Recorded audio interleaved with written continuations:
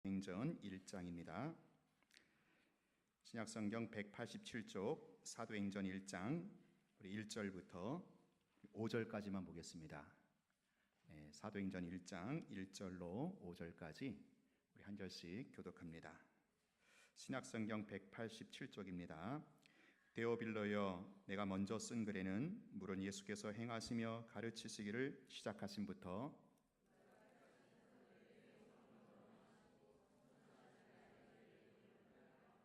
그가 고난받으신 후에 또한 그들에게 확실한 많은 증거로 친히 살아계심을 나타내사 40일 동안 그들에게 보이시며 하나님 나라의 일을 말씀하시니라.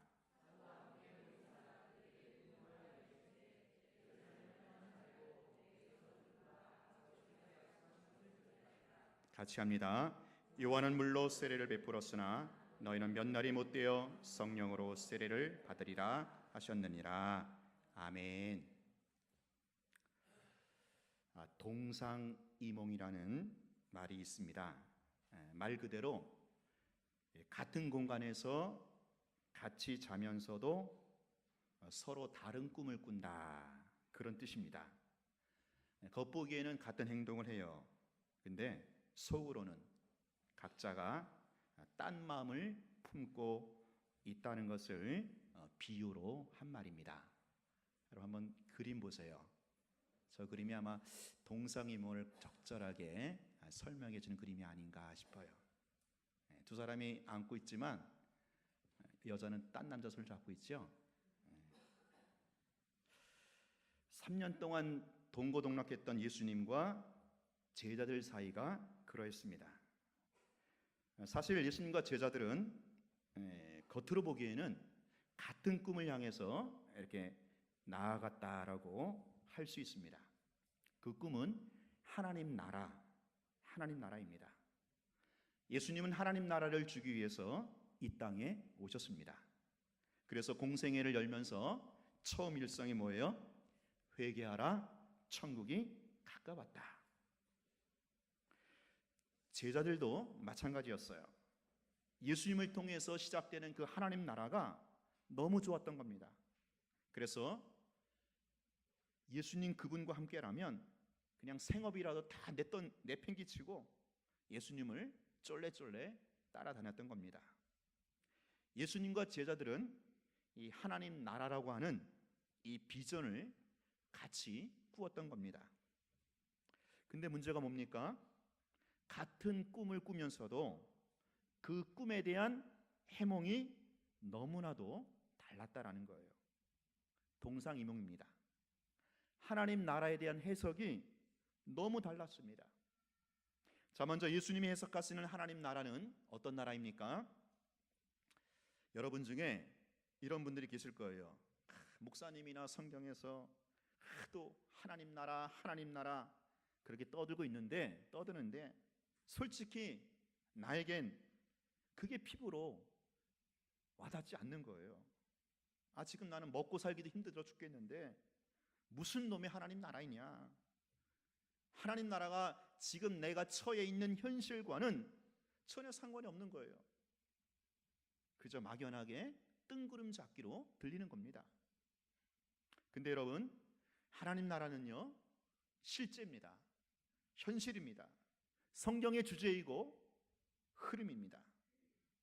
오늘 여러분에게 이 하나님의 나라가 실제요 현실이 되기 위해서는 바로 예수님의 해석에 귀를 기울여야 합니다. 예수님이 해석하는 하나님 나라는 무엇입니까? 바로 왕과 백성과의 관계가 핵심이다라는 거예요. 왕과 백성과의 관계. 창조주 하나님이 진짜 왕이 되시고 오늘 우리는 그분의 통치를 받는 백성들이다라는 거예요. 이게 하나님 나라입니다. 어떤 통치입니까? 하나님이 자기의 생명을 내어주시기까지 당신의 백성들을 내가 사랑으로 통치하는 그 나라가 바로 하나님의 나라다라는 거예요. 이 하나님의 나라를 주기 위해서 예수님이 하늘에서부터 이 땅으로 오셨고요, 십자가에 죽으셨고요, 마침내 무덤에서 부활하심으로 하나님 나라를 이 땅에 가져오셨습니다. 자, 근데 제자들이 해석했던 하나님 나라는 어떤 나라입니까? 바로 이 왕과 백성과의 관계를 이걸 바꿔치기 한 거예요. 왕의 자리에 사람이, 내가 그 자리를 차지했고요. 그리고 진짜 왕이신 그 하나님을요, 그만 전능하신 종으로 전락시켜 버린 겁니다. 그래서 제자들이 해석한 하나님 나라는 이스라엘의 정치적인 회복입니다. 오늘 본문 6절에도 그들이 모였을 때에 예수께 여쭈어 이르되 주께서 이스라엘 나라를 회복하심이 이때이니까. 당시 이스라엘 땅은, 이 팔레스타인 땅은 로마 제국 압제하에 있었습니다. 이미 이스라엘은요, 그 이전부터 수백 년 전부터 나라의 주권을 빼앗긴 채 주변 열강들에게 그 나라의 주권을 빼앗긴 채 있었죠. 아수르, 바벨론, 페르시아, 헬라 제국에 이어서 그 당시에는 로마 제국이 이 이스라엘을 지배하고 있었습니다. 근데 예수라고 하는 그런 메시아가 나타난 거예요. 제자들이 보기에 저 예수님을 전면에 내세우면 이스라엘의 독립과 주권을 차릴 수 있었던 겁니다. 그게 제자들이 해석하고 꿈꾸던 하나님 나라였어요. 자, 근데 여러분, 이게 왜 예수님이 꿈꾸는 하나님 나라와 동상이몽인지 아세요? 단순히 예수님이 꿈꾸는 나라는 영적인 나라이고 제자들이 꿈꾸는 나라는 육적인 나라여서 그래서 동상이몽이 아닙니다. 우리는 너무 쉽게 이원론에 젖어 있어서 무조건 영적인 거, 육신적인 거 딱 이렇게 나누어 버려요. 그래서 예수님의 하나님 나라는 영적인 나라, 제자들의 하나님 나라는 육적인 나라, 이렇게 아예 단정을 짓는데 여러분, 그게 전부가 아닙니다. 왜 동상이몽일까요? 하나님 나라에서 가장 중요한 개념이 뭐라고 했어요? 왕과 백성과의 관계라고 했어요. 자, 근데 제자들이 꿈꾸는 하나님 나라, 이스라엘의 회복은 뭡니까? 결국에는 사람이 왕이 되자는 거예요. 겉으로 보기에는, 명목상으로 보기에는 그 정의와 공의가 살아있는 그런 나라를 꿈꾸는 것 같지만 결국에는 자기들이 한 자리를 해먹겠다라는 거지요. 예수님의 좌편과 우편에 한 자리씩 차지하겠다라는 거예요. 하나님이 왕이 아니라 사람이 왕인 나라, 자기가 주인인 나라, 힘센 놈이 왕인 나라, 그리고 전능하신 예수님은 그렇게 되는 데 있어서 좀 보태달라, 도와달라라는 거지요. 이건 뭡니까? 왕과 백성과의 관계가 완전히 뒤바뀐 겁니다. 주객이 전도된 겁니다. 제자들은 3년 동안 그러했어요. 자기가 주인 노릇하고 싶어서 그런 하나님 나라를 꿈꾸면서 예수님을 그렇게 쫄래쫄래 따라다녔던 겁니다. 그러니 바로 예수님의 하나님 나라와 이 제자들의 하나님의 나라가 동상이몽이다라는 거예요. 자, 그렇다면 여러분, 적어도 양심이 있는 제자들이라면, 적어도 신앙이 있는 제자들이라면 예수님이 십자가에서 죽으시고 부활하셨으면 이제는 좀 어때요? 깨달아야 되는 거 아니냐요? 예수님이 십자가에 죽으시고 부활하셨잖아요. 하나님의 나라는 내가 생각했던 거, 우리가 생각했던 거 그게 아니었구나. 하나님 나라는 오직 창조주 하나님, 그분이 왕이시고 우리는 그분의 사랑의 통치를 받는 그런 백성들로 관계하는 거, 바로 이게 하나님 나라구나. 내가 처음부터 예수를 믿고 따랐던 그 동기와 그 목적이 잘못되었구나. 이게 아니었구나. 그렇게 정신을 차리고 동상이몽에서 깨어나야 될 텐데, 자, 여러분, 어디 제자들만 그러나요? 여러분, 사람이요 참 강박하고 무지해요. 그렇게 10년, 20년 예수를 믿고 교회를 다녔으면 이제 정말로 하나님이 나를 창조하신 그 목적에 제대로 부합하는 그 인생을 살아야 하지 않겠어요? 하나님이 아브라함을 부르실 때 그 주신 그 사명, 모든 민족과 열방을 향해서 복이 되게 하는 그 선교적 인생으로 살아드려야 하지 않겠어요? 근데 그게 참 안 돼요. 예수를 믿는 이기적인 목적과 동기가 여전히 그대로입니다. 그게 변하지 않아요. 물론 예수 잘 믿으면 문제는 해결됩니다. 자식도 잘 되고요, 질병도 이겨서 건강할 수가 있어요. 가난의 문제, 물질의 문제, 그거 넘어갈 수 있어요. 근데 그게 전부가 아니라는 거죠. 궁극적인 목적은 하나님이 나의 왕이시고 나는 그분의 사랑의 통치를 받는 그런 백성으로 살아가는 겁니다. 그래서 자식이 잘 되거나 좀 안 되거나 하나님이 여전히 우리 가정의 주인이 되어 주셨어요.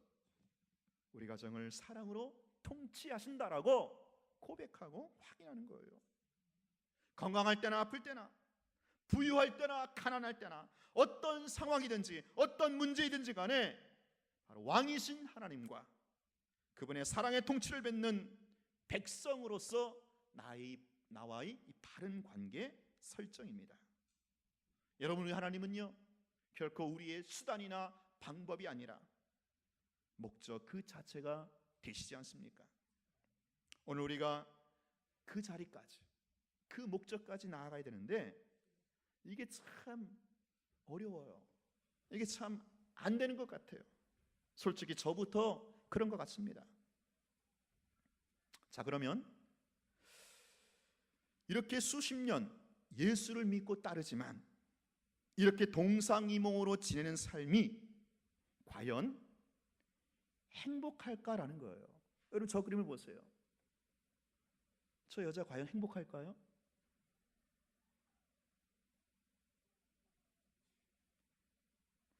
결코 행복하지 않습니다. 불행합니다. 여러분, 동상이몽이요 불행한 거예요. 우리가 기왕에 예수 믿고 기왕에 교회를 다닌다면 예수님이 해석하는 그 하나님 나라에 부합해야 합니다. 기왕에 우리 예수님과 같은 운명의 배를 탔다면 하나님이 그 의도하신 바, 그 목적하는 바에 부합해야 되지 않겠습니까? 그게 서로 어긋날 때, 내가 딴 사람 손을 잡고 있을 때 그게 얼마나 힘들고 그게 얼마나 불행하겠습니까? 여러분이 신앙생활 하면서도 재미가 없는 거, 신바람 나게 살지 못하는 거, 능력이 있는 생명력이 충만한 삶을 살지 못하는 이유가 뭔지 아세요? 동상이몽 때문에 그래요. 동상이몽. 하나님 나라에 대한 해석이 예수님의 그것과 달라서 그래요. 달라서. 자, 여러분, 사복음서의 제자들과 사도행전의 제자들과 누가 더 행복해 보입니까? 여러분, 어느 쪽이 부럽습니까? 여러분, 어느 쪽에 서고 싶습니까? 사복음서의 제자들도 예수님과 함께하면서 나름 기적도 맛보고 또 기적도 행하기도 했어요. 예수님에게 좋은 말씀도 많이 들었어요. 많은 깨달음과 감격도 있었어요. 그러나 그들은 결정적으로 질이 멸렬했습니다. 대제사장과 서기관들, 기득권 세력들의 그만 위축이 되어가지고 눈치나 보면서 살았어요. 고난을 회피했어요. 결정적으로 죽음을 두려워했어요. 서로가 영의정, 자의정, 우의정 하겠다고 경쟁을 하면서 다투었어요. 그러니 거기에 참된 행복과 참된 평안이 있었을까요? 자, 그러나 여러분, 사도행전의 제자들은 어떠합니까? 한마디로 이 땅에 발을 딛고 있었지만 하늘의 인생을 살았어요. 천상의 삶을 살았습니다.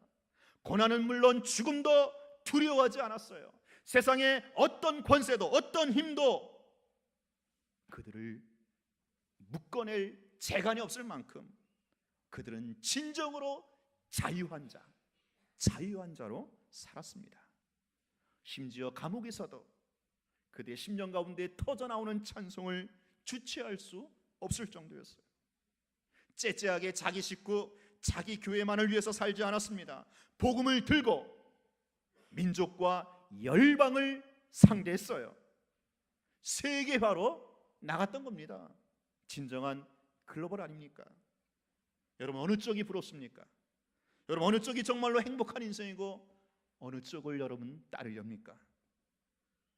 오늘 여러분의 생명을 창조하신 그 하나님 아버지께서 정말 우리에게 원하시는 인생이 무엇일까요?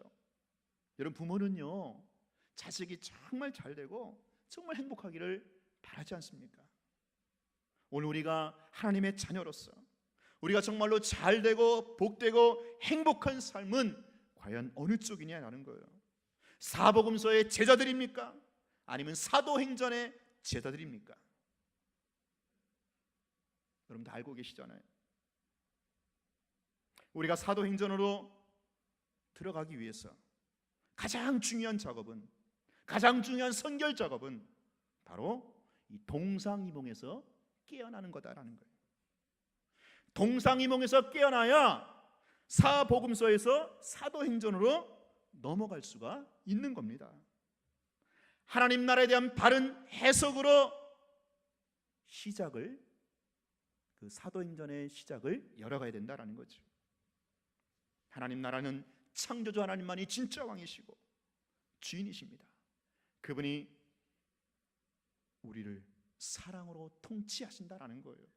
우리는 그분의 사랑 통치를 받는 백성들이다라는 거예요.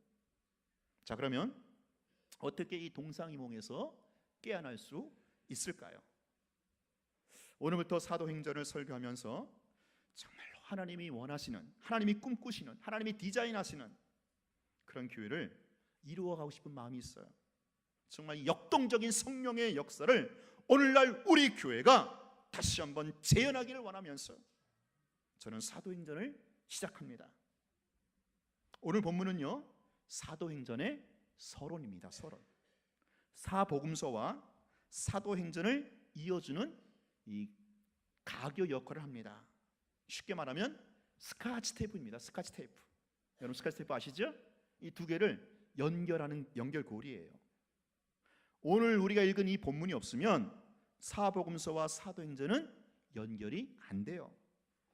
오늘 이 본문이 없으면 동상이몽에서 깨어날 수가 없어요. 오늘 이 사도행전의 저자는 아주 의도적으로 이 사복음서와 사도행전을 연결시키고 있습니다. 여러분 1절 다시 한번 읽어볼게요. 1절 시작. 데오빌로여, 내가 먼저 쓴 글에는 물은 예수께서 행하시며 가르치시기를 시작하신부터 그가 택하신 사도들에게 성령으로 명하시고 승천하신 날까지의 일을 기록하였노라. 자, 여기 보니까 누가 나옵니까? 데오빌로가 나오죠.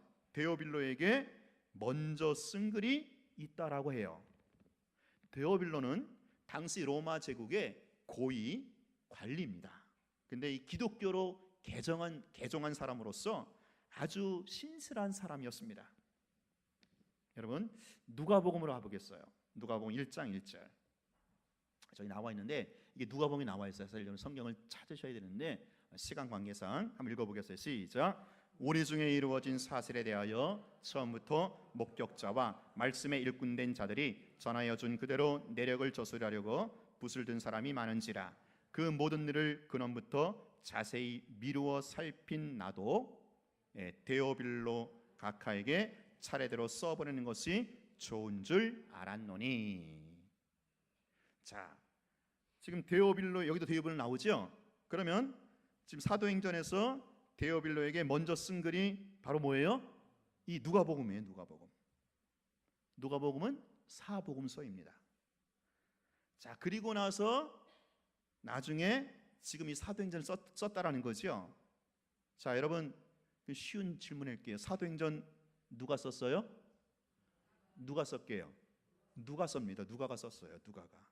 누가 행전을 쓴 그 누가가 사도행전도 썼어요.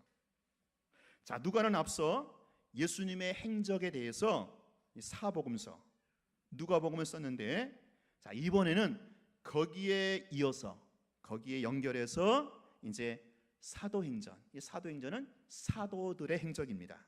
사도행전을 이어쓰겠다라는 거예요. 자, 그러면서 그 연결고리, 그 사복음서와 사도행전의 그 연결고리 스카치 테이프를 지금 어디에 두고 있는고 하면, 자, 이게 중요합니다. 예수님이 십자가에서 죽으시고 부활하시고 나서 승천하시기까지 얼마나 있었어요? 40일 동안. 40일 동안.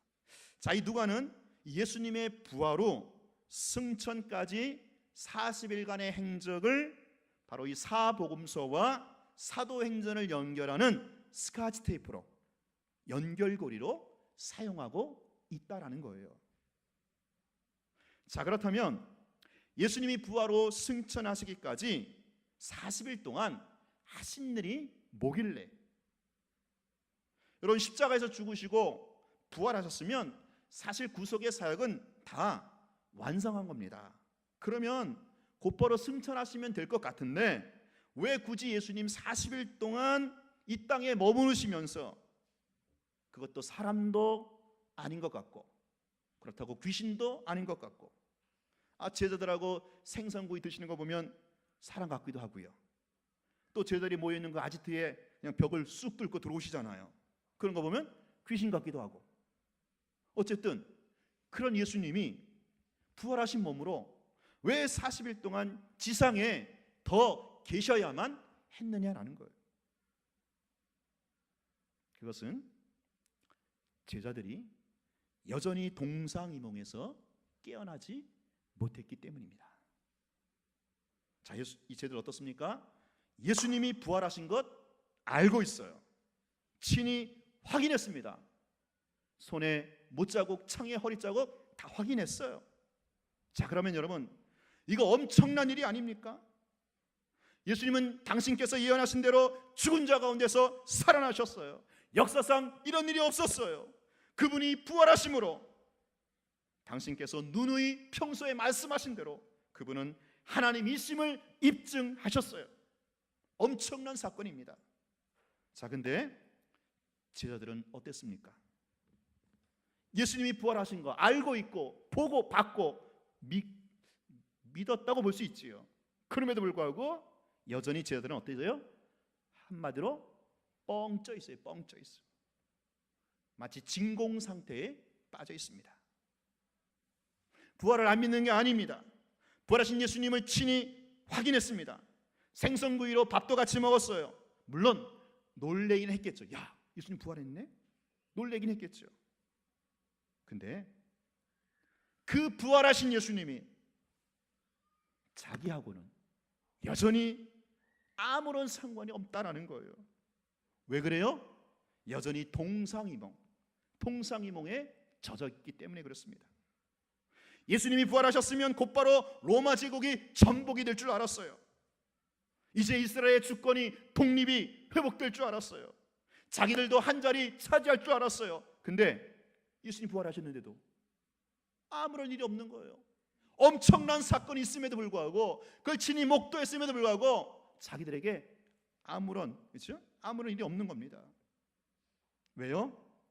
그들이 꿈꾸고 바라던 하나님 나라가 아니었다라는 거죠. 그래서 다시 갈릴리에 고기나 잡으러 가잖아요.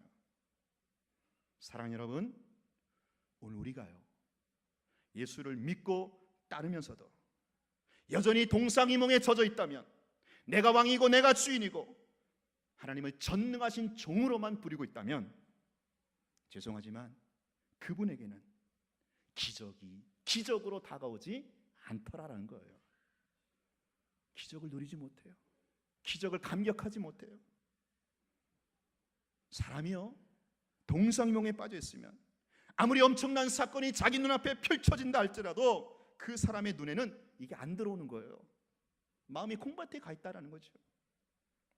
오늘 제자들은 부활하신 예수님을 친히 눈으로 손으로 확인했음에도 불구하고 여전히 삶의 의욕이 꺾인 채 무기력하게 그저 그렇게 그런 대로 살아가고 있었던 겁니다. 이때 예수님이 40일 동안이나 제자들과 접촉하시면서 그들로 하여금 이 동상이몽에서 서서히 깨어나게 하시는 그 작업에 들어가셨다라는 거죠. 어떻게 하셨습니까? 3절입니다. 우리 3절 같이 읽어볼까요? 시작. 그가 고난받으신 후에 또한 그들에게 확실한 많은 증거로 친히 살아계심을 나타내사 40일 동안 그들에게 보이시며 하나님 나라의 일을 말씀하시니라. 아멘. 당신이 부활하셨음을 친히 보여주시기도 하고 또 친히 말씀도 하셨다라는 겁니다. 사실 누가복음에는요, 다른 그 세 복음서와 달리 예수님이 부활하시고 승천하기까지 며칠 동안 40일 동안의 행적이 비교적 이 누가복음에는 자세하게 나와 있어요. 예수님이 그 시리에 빠져 있는 축 늘어진 어깨로 생업이나 다시 돌아간 그 제자들에게 예수님이 얼마나 친밀하게 다가왔는지 몰라요. 예수님 그런 분이십니다. 정말 새로운 리더십으로 부활하셨음에도 불구하고 굳이 승천하지 아니하시고 이 땅에 머무시면서 저희들에게 참 친근하게 다가오는 모습을 보게 됩니다. 제자들아, 사랑하는 제자들아, 내가 말한 대로, 내가 예언한 대로 나 예수가 부활했거든. 나야 나. 내가 사망 권세에 깨뜨리고 무덤에서 다시 살아났어. 니네 부활이 뭔지 알아? 환생 그게 아니야. 죽었다가 깨어난 게 아니야. 너희들 알잖아. 인생의 궁극적인 딜레마가 뭔지 알잖아. 죽음이잖아. 사망이잖아. 이스라엘 나라가 회복되는 거, 그거 회복돼도 결국 사람은 죽잖아. 영의정, 자의정, 우의정 거기 벼슬 자리에 올라가도 그 벼슬이, 그 명예가 이 죽음의 문제를 해결할 수는 없잖아. 베드로, 너 시무룩하게 밥이나 빌어 먹으려고 다시 갈릴리 어부로 돌아갔는데 고기 잡아서 먹고 산다고 그 생선이 너의 영원한 생명을 과연 보장하냐? 모든 인생이 다 이 죽음 앞에서, 이 죽음의 딜레마 앞에서 다 두 손 들고 항복하지 않냐? 이게 우리 인생이지 않냐? 세월호 사건 물론 억울하기 짝이 없죠. 원통하지만 사실은 여러분, 사실 모든 죽음이 다 원통하고 억울하고 그런 거 아니에요? 모든 죽음이 다 그렇잖아요. 너무 꽃다운 나이에 일찍 죽었든 장수를 했든 모든 인생은 결국 죽음이라는 사선을 넘게 되는 거예요. 인생은 자기 스스로 이 죽음이라는 딜레마를 풀 수가 없다라는 거예요. 그런데 사랑하는 제자들아, 사랑하는 얘들아, 나 예수가 부활했거든. 내가 사망을 정복하고 생명의 주인임을 천명한 거야. 그리고 부활한 내 생명, 하나님의 생명을 너희에게도 주어서 너희도 나와 같이 영생을 살게 하게 하는 거야. 이게 부활이야, 부활. 사랑 여러분, 지금 여러분은 뭐 때문에 속상합니까? 여러분, 누가 여러분의 속을 그토록 새카맣게 그려놨나요? 여러분, 뭐 때문에 밤잠을 이루지 못하십니까? 근데 여러분, 한번 가만히 생각해 보세요. 지금 여러분에게 가장 힘들고 여러분을 가장 고통을 주는 거, 가장 괴로워하는 거, 그게 죽음보다 더합니까? 그게 죽음보다 더 힘들고 더 고통스럽고 더 괴롭나요? 가만히 생각해 보세요. 태산이 높다 하되 하늘 아래 메이로다. 우리의 고통과 불행과 이 어려움이 아무리 힘들고 아무리 죽겠어도 사실 죽음보다는 못한 거예요. 그렇죠? 죽음 아래 있는 거예요. 근데 오늘 우리에게는 그 죽음마저, 그 태산이라고 하는 죽음마저 정복하시고 새 생명이 되시는 예수님이 오늘 우리에게 영생을 주신 줄로 믿습니다. 부활이요 생명이신 예수님이 오늘 우리를 살게 하고 있고 그 예수님의 생명에 덧붙인 자로 오늘 우리가 영생을 살아가고 있다라는 말이에요. 여러분, 이걸 생각하셔야 돼요. 제가 목회하면서 왜 힘든 일 없겠습니까? 저도 참 괴로운 일 많이 있어요. 힘든 일 많이 있어요. 그때마다 이런 생각을 해요. 내가 아무리 힘들고 어려워도 죽음보다 더하겠느냐? 이제 죽음보다 더하겠느냐? 여러분 사기당해갖고 지금 그렇죠? 밤점을 이루지 못해 밥이 안 넘어가죠. 그게 죽음보다 더하겠습니까? 그게 사망보다 더하지 않잖아요.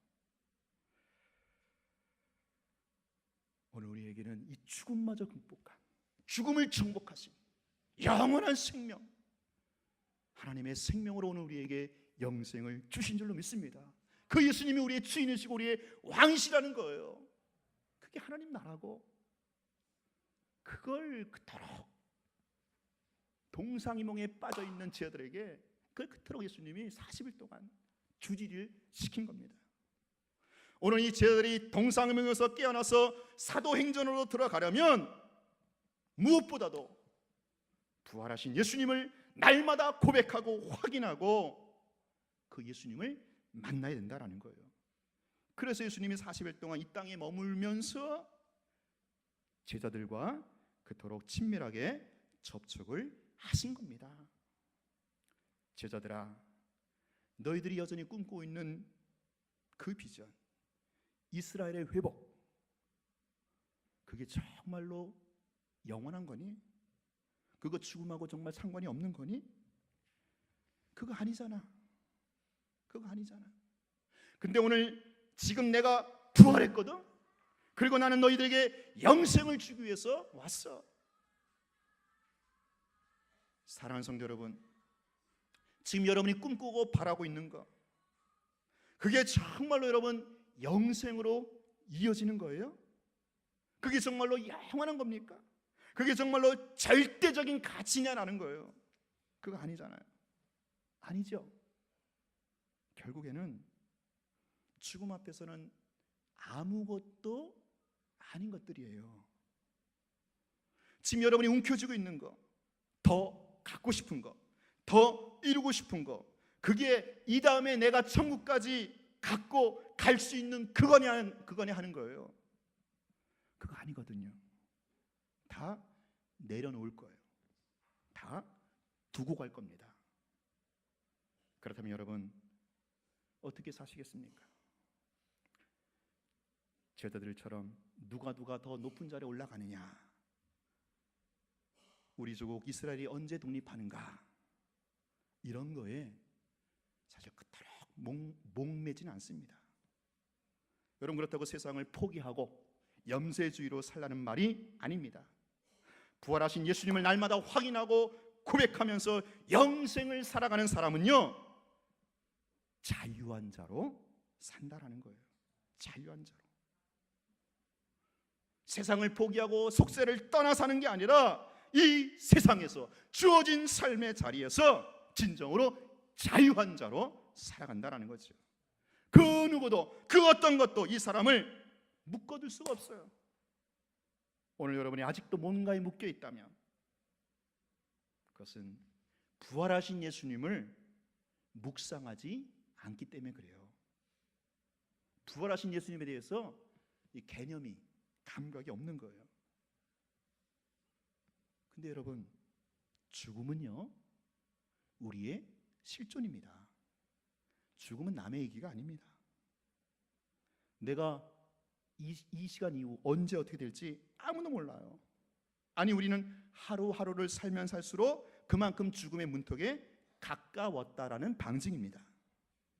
그러므로 죽음을 정복하시고 부활하신 예수님을 그러므로 매일매일 우리가 바라보고 묵상하면서 그렇게 살아야 될 줄로 믿습니다. 그러지 않으면 나중에 진짜 그날이 오면 정말 당황할 수 있을 것 같아요. 여러분 지금부터 연습해야죠. 그렇죠? 부활하신 예수의 생명으로 내가 살아가고 있다는 것을 연습해야 합니다. 평소에 부활하신 예수님을 매번 확인하고 고백하고 그렇게 선포하면서 살아가시기를 바랍니다.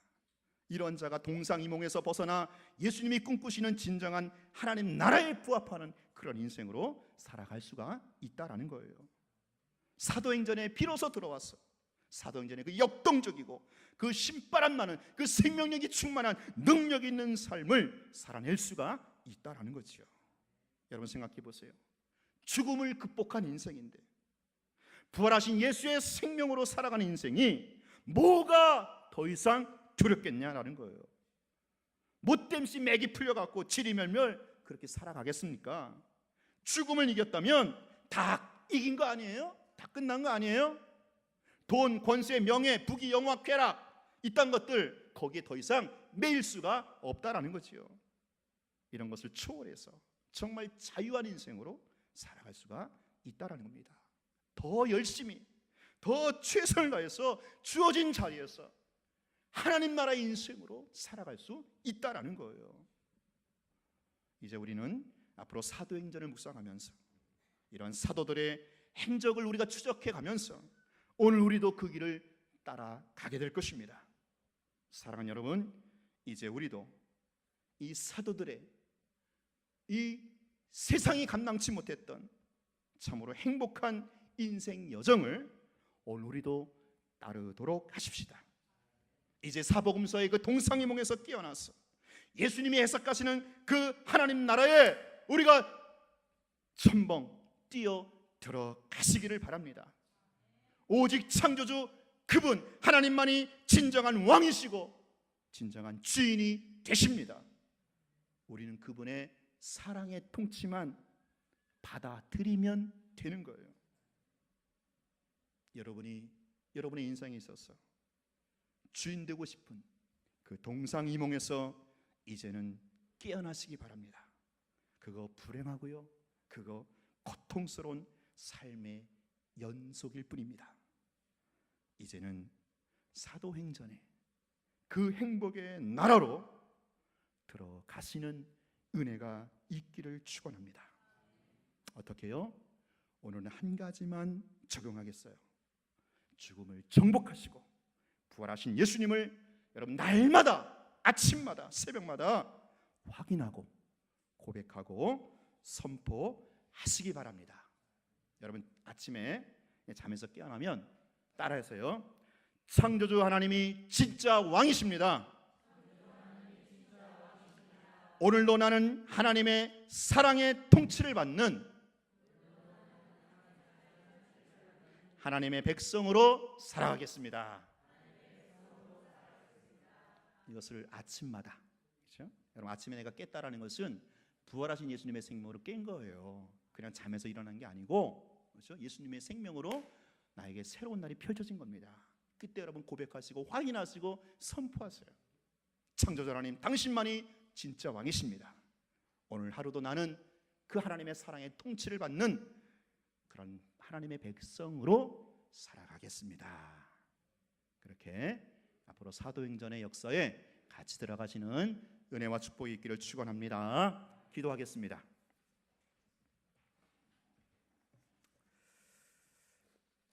하나님 아버지 10년 20년 예수를 믿고 교회를 다님에도 불구하고 여전히 하나님 나라에 대해서 무지하고 오해하고 강팍해 있다면 하나님의 말씀, 특별히 사도행전 강해를 통해서 우리의 무지를 깨트려 주시고 우리의 죽은 감각을 살려주시기를 원합니다. 그래야 하나님의 나라가 실제요 현실임을 보게 하여 주시고 그 하나님 나라가 지금도 내 삶 가운데 진행되고 있음을 알게 하여 주시고 우리의 남은 여생 정말로 하나님 나라의 올인함으로 참으로 행복하고 축복된 삶을 살아갈 수 있게 하여 주시옵소서. 오직 하나님 당신만이 나의 왕이시여 주인이심을 날마다 고백하며 확인하며 선포하며 그렇게 살게 하여 주옵소서. 더 이상 물질이, 돈이, 명예나 권세나 쾌락이 아니면 그 어떤 사람이, 그 어떤 사건이 나를 주장하지 못하게 하여 주옵소서. 오직 하나님 당신만이 나를 사랑으로 통치하여 주옵소서. 예수님 이름으로 기도하옵나이다. 아멘. 다 같이 찬송가 171장 부르시면서 준비한 헌금 드리고요. 혹시 태신자 안 내신 분들은 같이 내리시면 고맙겠습니다.